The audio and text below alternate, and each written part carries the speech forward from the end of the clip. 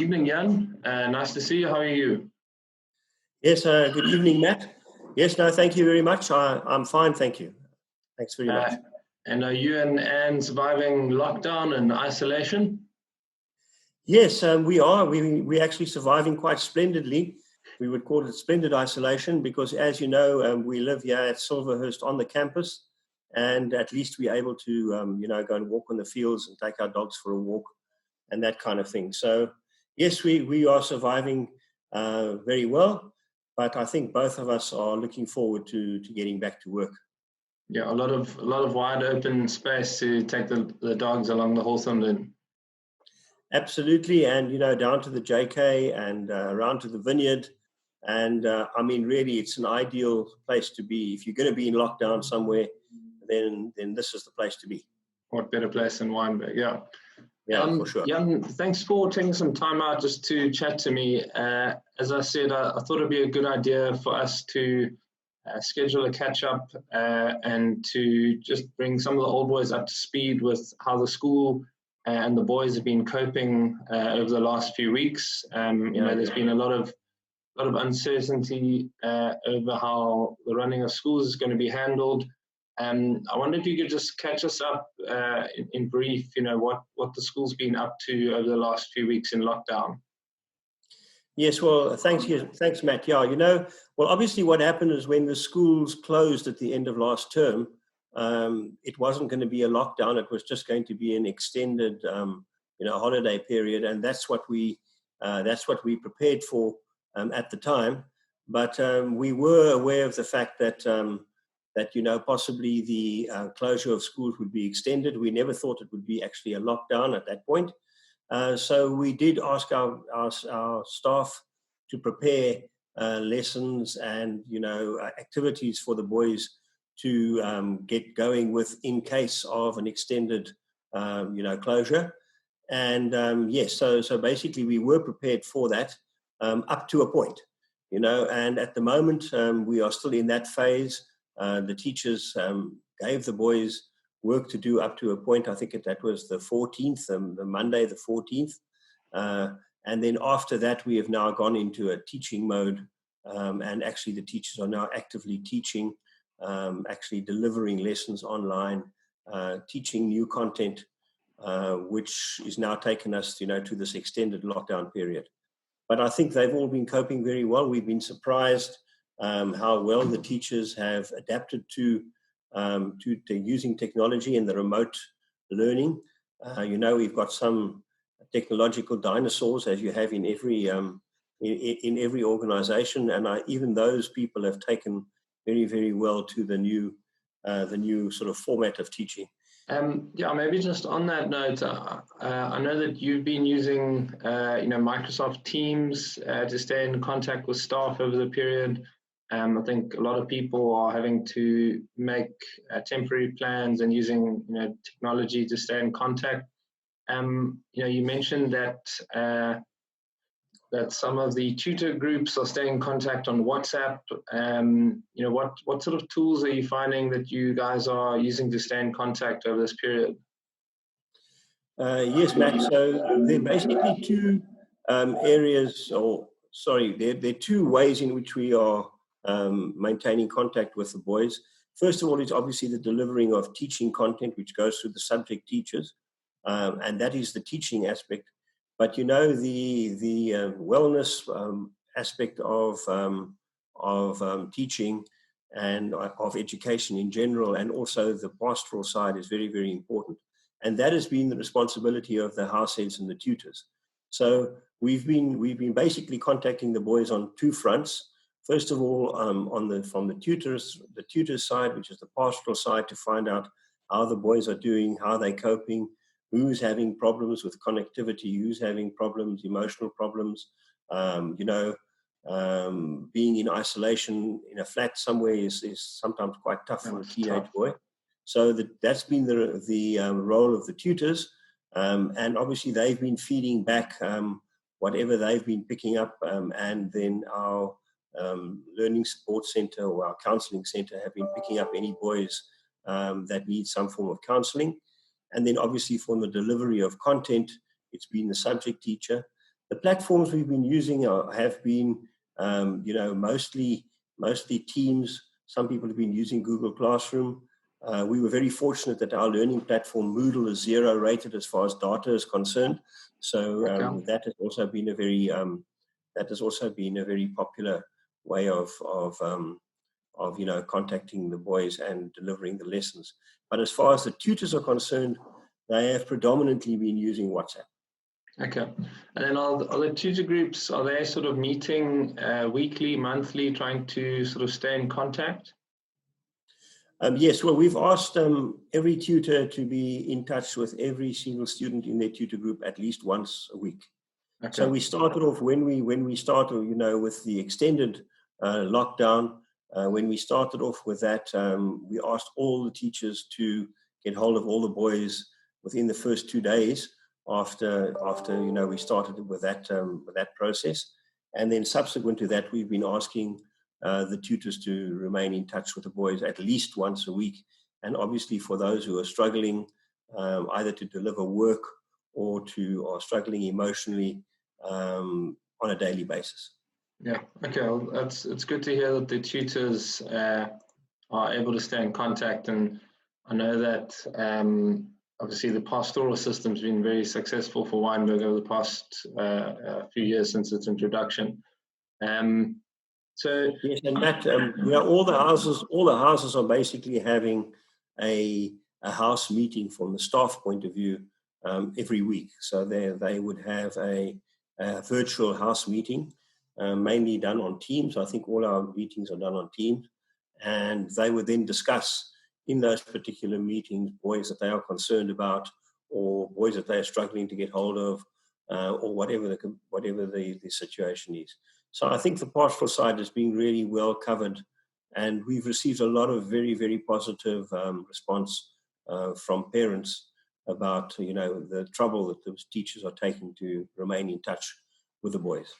I think parents certainly would appreciate keeping young men busy at home over this period. I think, as you said, it's a difficult time not only for the boys but for the parents now to be managing full households sort of 7 days a week and not being able to have the boys taken care of by the school Monday to Friday.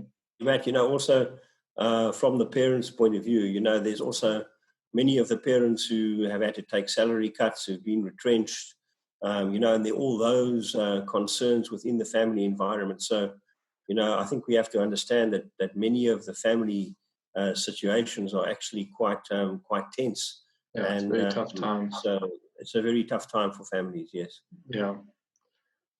Maybe just on that note of keeping the boys sort of busy, I understand that, to an extent you can have your lessons online and the teachers can be in contact with schoolwork. Can you tell me, are there any sort of extracurricular activities going on at the moment? Obviously, sport is not an option, but do you know of any extracurriculars that are able to continue during the lockdown period? No, Matthew, we've actually stopped all extramural activity. It's at this stage our major focus is being on keeping the lessons going. But once we get back, whenever that is going to be, then obviously we will look at what extramural activities we can reinstate. I don't think, to be pessimistic, I'm afraid, I don't think that there's going to be any organized sport allowed for a considerable period of time. But what we are looking at is having some form of fitness classes for the boys once they get back to school, because they've all got to be physically active as well. But obviously that will all be within the sort of constraints of social distancing and whatever. And then I don't know things like obviously individual music lessons, those are carrying on, but that I think is about the extent of co-curricular or extramural activities at this point. Okay. And then I think, Jan, I'd like to ask you to gaze into the crystal ball a little bit. What are your thoughts on the lockdown moving forward? How do you see the rest of the year playing out for the school? Yes, well, Matt, first of all, today has been obviously a very, very confusing day, because there's been all kind of, contrasting or conflicting messages coming from different sources. So, I think what happened today was that it was a portfolio committee discussion around, possible, dates for people coming back. And I don't think that was intended to be the final story. But yes, I think we are moving forward, and I do predict that within the next 2 weeks we'll start a phased return to classes. Obviously, this is all very, very tentative, and it can change at any moment if the curve starts spiking again or something like that. Obviously, we're hoping that that's not going to be the case. So I'm expecting a phased return of students to school probably starting within the next 2 to 3 weeks, and obviously starting most importantly with the matrics. They are our major concern at the moment. All the other grades we can catch up to a certain extent into the future, but matrics are a big concern at this stage. So looking at my crystal ball, I'm thinking we are going to return in a phased way over the next 2 to 3 months, starting with the matrics in about 2 weeks' time. As I said earlier, I don't think that there's going to be much in the line of extramural activities, co-curricular activities. I think those type of things with gatherings of over 100 are going to be very strictly controlled. So it's going to be a very different school scenario. But at least I think we are going to get, within the next 2 months, we will get, the great majority of our boys back in some form or other. It's good to hear that.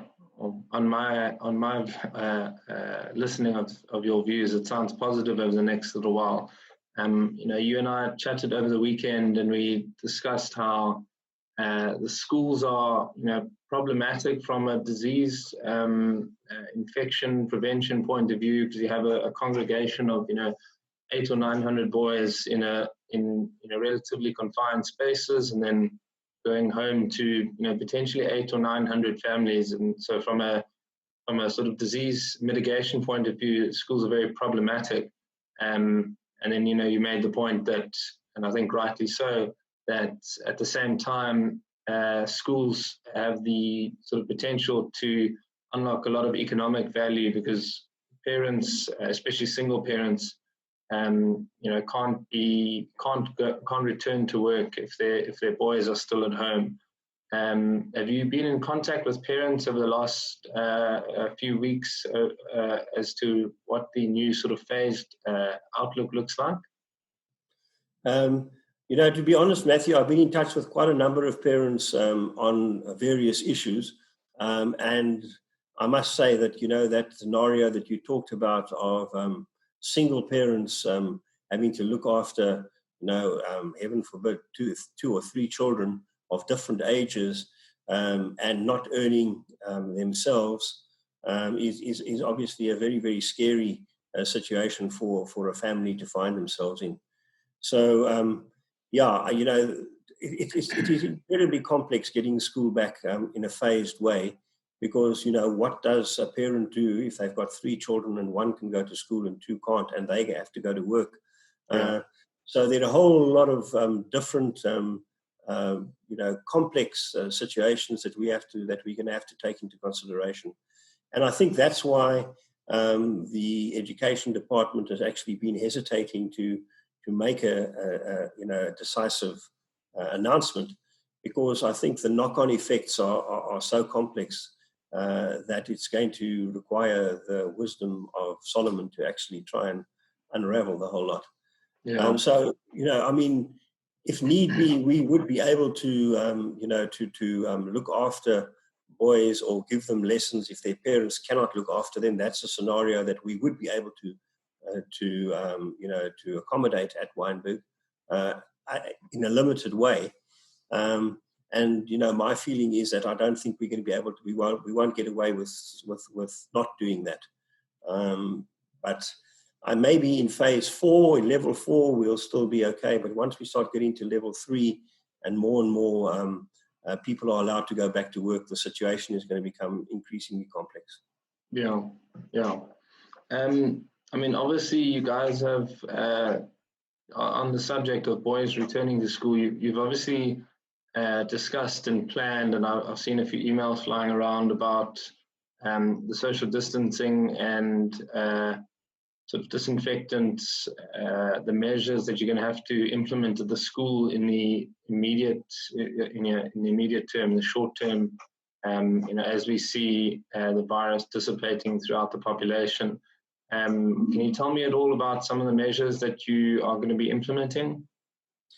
Yes, well, of course, one of the surprises that we got today from this announcement from the Portfolio Committee is that the supply of any protective equipment or sanitizer or anything of that was only going to be restricted to quintile 1, 2, and 3 schools. So obviously Wynberg doesn't fall into that category, and ourselves and many of our schools of a similar kind are not going to get any form of assistance from the state as far as protective equipment and that type of thing is concerned. So between the parents and ourselves, we are going to have to provide all that type of equipment. So the feeling that we've got at the moment is that we will expect every boy who's returning to school to provide their own face masks. We will obviously have a supply in stock, because you know what boys are like. They're going to forget them, they're going to lose them, they're going to do all that kind of thing. So we will have a kind of emergency supply of face masks. We have already ordered visors for all the teachers, so that has already been done. We've organized with our outsourced company, Feedem, who do all our cleaning, that they are going to provide us with sanitizer. They have enough sanitizer. We're going to have foot-operated mechanisms where you can, distribute the sanitizer. And we've also ordered those temperature control or measuring devices, which we will obviously then use to test staff and students on a daily basis. Okay. And then the objective is at the end of every day that the entire school then gets sanitized and that it's ready for the next day. So we've done quite a lot of planning as far as protocols are concerned. Protocols around what happens if a boy does register with a temperature, what happens if a staff member registers with a temperature, what steps to follow from there. So those situations I think basically have got covered. I think by the end of next week, we will be ready to actually receive our first batch of students. Sure. Yes, what we've done is, of course, we have met with the boys' junior school, obviously all virtual meetings, and the girls' junior and the girls' high, and the protective equipment and that type of thing. We've actually we're ordering as a campus of schools in order for us to get the best possible prices and that. So all 4 of the schools will be adopting the same protocols. Obviously, junior school is slightly different from high school, but basically we're going to have a similar approach in all 4 of the Wynberg schools. Okay, sounds good. I suppose that brings me on to one of the other issues that you and I discussed over the weekend, and that's the school's efforts to provide a bit of relief to some parents and boys who are struggling with the new challenges of the coronavirus crisis. Could you perhaps just chat us through the COVID-19 relief fund that we discussed? Yes, Matt. So in our sort of interaction with parents and with boys, it has become clear, as I stated earlier, that there are some of our families that are really being very, very severely affected by this lockdown. And the purpose of the fund that we have created, and by the way, the girls' schools have also created a fund similar to this. The idea of this fund is to provide relief in as far as the education of children is concerned. That's our primary concern at this point, is to provide some form of relief to parents or to families that are struggling. So, that would be, we've had scenarios where parents are saying, well, I can't afford, my son's on Ritalin and I cannot afford to buy Ritalin anymore. Or we don't have any data, or we need a certain resource and we can't afford, the resource. So the idea of the fund is to provide emergency assistance to families that really need it. And, if it comes to, in the worst case scenario, if we become aware of families that are struggling for food, then we would also then go as far as actually providing food parcels and that kind of thing as well. But primarily it's to help the boys to access their learning and to have the necessary resources so that they can be, maximum capacity as far as their learning is concerned. Okay. So, for all boys out there listening to this for the first time, if they want to get involved, perhaps they have protective equipment or sanitizer, or if they'd like to make cash donations, who can they contact for further info? Well, so obviously, if you're looking, you can be looking at donations in kind, which are sometimes quite difficult to. Logistically, it's quite difficult to deal with those things.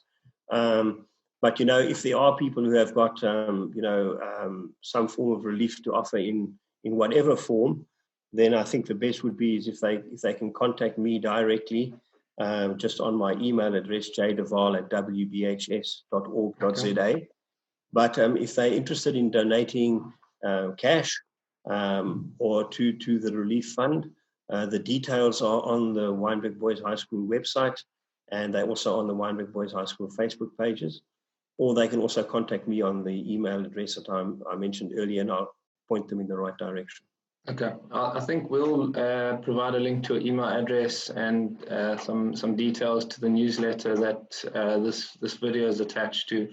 So hopefully we get a good number of old boys reaching out. I know from my side, we've had quite a lot of old boys writing to us to find out how the boys are doing, how the school and the staff are doing. And I think certainly as a general comment, I've been pleasantly surprised at the amount of goodwill and outreach that there has been during this crisis. And I hope a lot of our old boys can sort of pitch in and help out now when the school needs it. Yeah, Matthew, we've been very fortunate. We've already had 3 nice donations as sort of seed funding for the fund. So, that we already have 18,000 Rand that has been pledged. But, we also understand that many of the old boys are also in difficult situations themselves. But those who do have the means, we certainly would appreciate some support for this fund, because there certainly are families out there that definitely require it. Jan, I won't keep you for too long, because I think you've got many tasks to attend to. But thanks so much for making some time for the call, and thanks for giving your greetings on to the old boys. We hope to see you soon, and I hope to see you in a more cozy environment than a Zoom call, hopefully back at the Bombardin in the very near future. Yes, thanks, Matthew. All my best wishes to all the old boys out there. I hope you are staying well and staying safe. And I must say, I'm looking forward to the first Throwback Thursday when we can all get out again and, live a normal life. Yeah. All right. Thanks, Jan. Cheers. Okay. Bye. Bye-bye.